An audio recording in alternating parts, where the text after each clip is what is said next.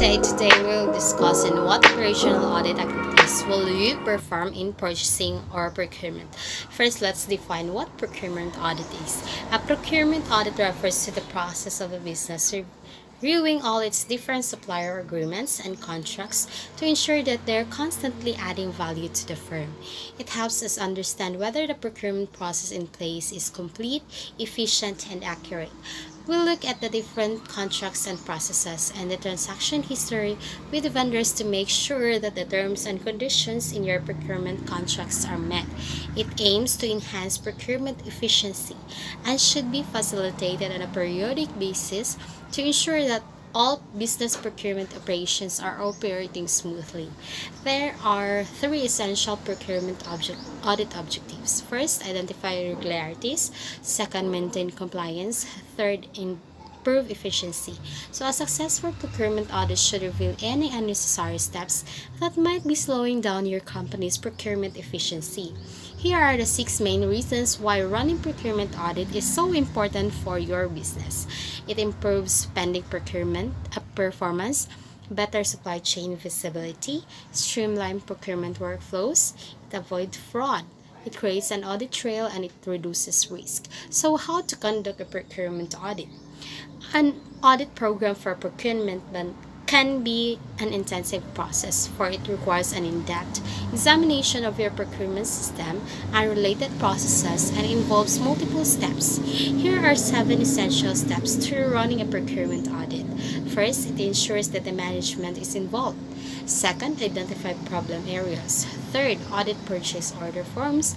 Fourth, audit vendor selection. Fifth, audit procurement processes. Sixth, investigate your insights. And lastly, create a report. In the first step, we have to ensure that the management is involved. It is important to ensure that the management and the stakeholders are involved and keep up to date during the process from the start. Procurement involves handling a lot of data and technicalities, thus, it is imperative that the key players are included to make sure that the audit operations run smoothly. These first steps would be for the audit team to meet with the management to get a full understanding of the current state. The second step is to identify problem areas. Procurement audits should focus on the main three areas. So, procurement contracts, procurement processes, and procurement history, which requires its own detailed audit. When commencing with a procurement audit, it is vital to identify all areas of improving and to plan how each one will be investigated. You will still need to do an end-to-end audit of the entire procurement process. The third step on how to conduct a procurement audit is to audit purchase order forms. Reviewing all purchase order forms will give a detailed insight into the ongoing activities in the procurement department. If fraud exists in the procurement system, there's a good chance that these forms will be manipulated to cover up any indiscretions. A better approach to detecting any procurement fraud is to select a random sample of documents across different vendors and review each one carefully. The end goal is to ensure that all of the details and figures for each vendor are accurate and reflect genuine organization demand for goods and services. The fourth step is to audit vendor selection. Each company will have its own specific approach for choosing vendors. Various factors like risk ratings and pricing are considered to make sure that the right vendor or vendors are selected. Your procurement audit should review each vendor's details and look into the profile of each vendor to check that they match the selection criteria of your company and are following the terms as agreed in the contract. The fifth step is to audit procurement processes. The procurement process should be clearly defined.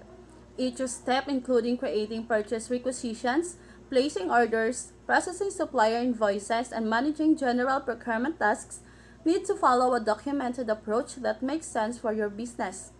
An effective approach is to meet with the procurement team and get their feedback on how to make the procurement process more efficient. The sixth step is to investigate your insights. At this stage in the procurement audit, you would have gathered many insights into how the purchasing process operates and identified problem areas. This step needs you to put all of these insights together for a careful assessment. You will meet with management and stakeholders to discuss these insights and find actionable solutions. The last step would be to create a report. To officially close the procurement audit, draw up a clear report with all of the findings. Management and senior stakeholders should be able to access this information to guide their own decision making and ensure that procurement systems run at the highest possible efficiency.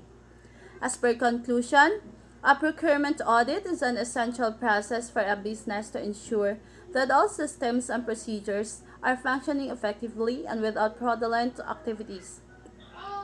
Running regular internal audits along with external ones will help in ensuring that your business is compliant with any legal and business regulations.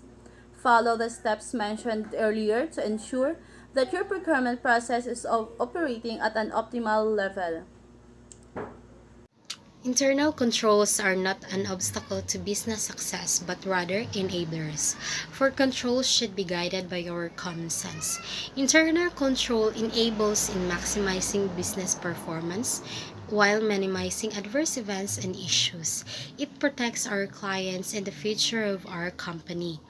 Fit for the purpose approaches to internal control can enable businesses performance to improve through monitoring, measuring, and improving the business processes to optimize outcome for the customers and for our company. So putting structures in place that ensure that the employees know their roles and responsibility and are confident in aligning their actions to the company's goal. So I agree with the statement that internal controls are not an obstacle but rather an enabler. Internal controls are not obstacles to business success but rather enablers. It is because the internal controls are sometimes seen as a barrier by many organizations because they add to workload, consume resources, and limit business activities. When in fact, well-designed controls can streamline tasks, optimize resource usage, and open up opportunities that would otherwise be too risky. Although it is true to some extent that the goal of controls is to prevent unfavorable outcomes, this is not their main motivation. Controls are meant to support an organization's goals. To enable better corporate performance, controls should be directed by common sense and fit for purpose methods. That would be all, and thank you.